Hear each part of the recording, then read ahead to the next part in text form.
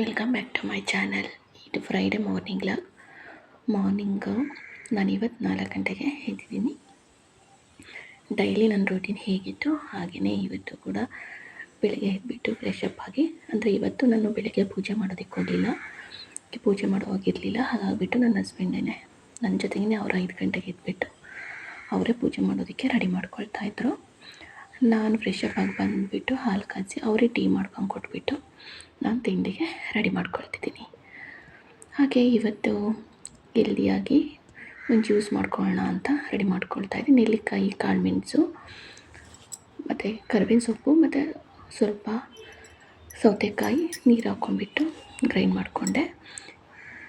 Morning ಈ ಥರ ನಾವು ಜ್ಯೂಸ್ ಮಾಡ್ಕೊಂಡು ಕುಡಿಯೋದ್ರಿಂದ ಗ್ಯಾಸ್ಟ್ರಿಕ್ ಕೂಡ ಏನೂ ಇರಲ್ಲ, ಹೆಲ್ತಿಗೂ ಕೂಡ ತುಂಬಾ ಒಳ್ಳೆಯದು.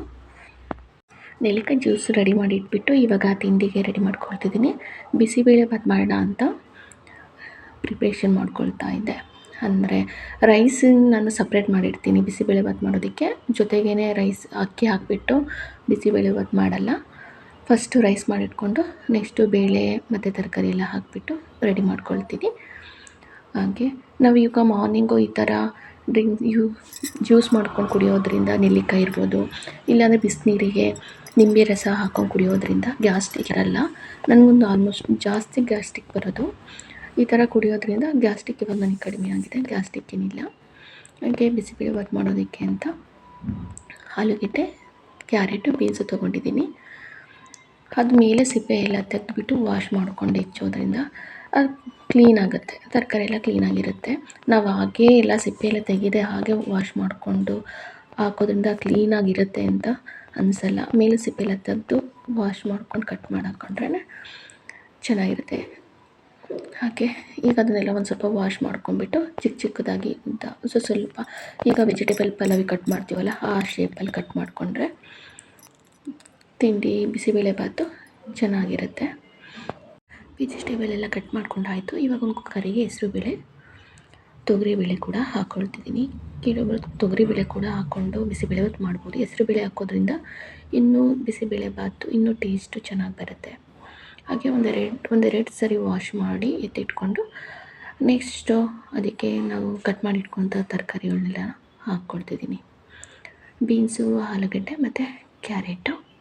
ಸ್ವಲ್ಪ ಸಾಲ್ಟ್ ಹಾಕಿದರೆ ಟೇಸ್ಟ್ ಬರುತ್ತೆ ತರಕಾರಿ, ಹಾಗಾಗಿ ಸ್ವಲ್ಪ ಸಾಲ್ಟ್ ಹಾಕಿ ಒಂದು 3 ವಿಷಲ್ ಹಾಕಿಸ್ಕೊಂಡ್ರೆ ಚೆನ್ನಾಗಿ ಬೆಂದಿರುತ್ತೆ ಬೇಳೆ ಮತ್ತು ತರಕಾರಿ ಎಲ್ಲ.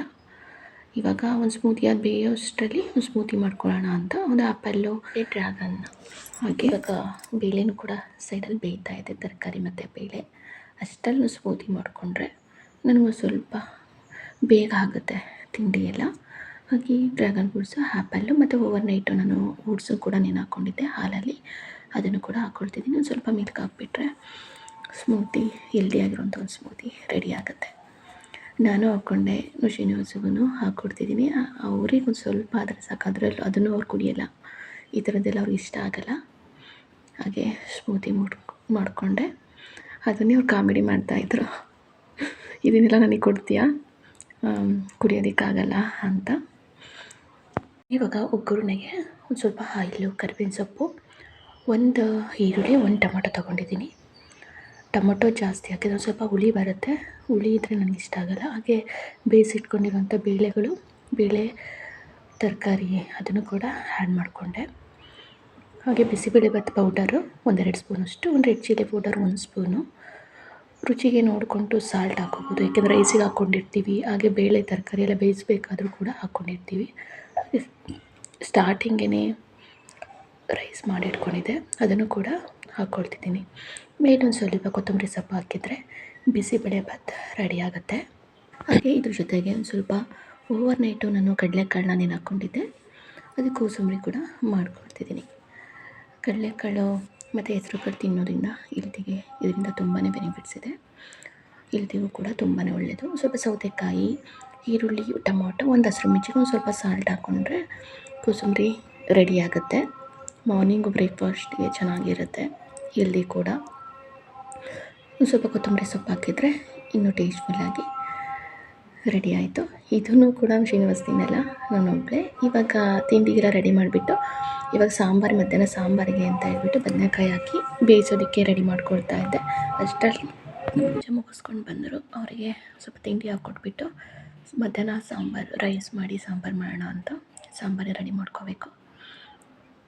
ಕಡಲೆಕಾಳು ಹಾಕ್ಬಿಟ್ಟು ಕೋಸಂಬರಿ ಮಾಡಿದ್ನಲ್ಲ, ಅದು ಬೇಡ ಸಾಕು, ಬಿಸಿಬೇಳೆಭಾತೆ ಸಾಕು ಅಂತ ಹೇಳ್ತಿದ್ದಾರೆ. ಆದರೂ ನಾನು ಹಾಕ್ಕೊಟ್ಟೆ ತಿನ್ನಲಿ ಅಂತ.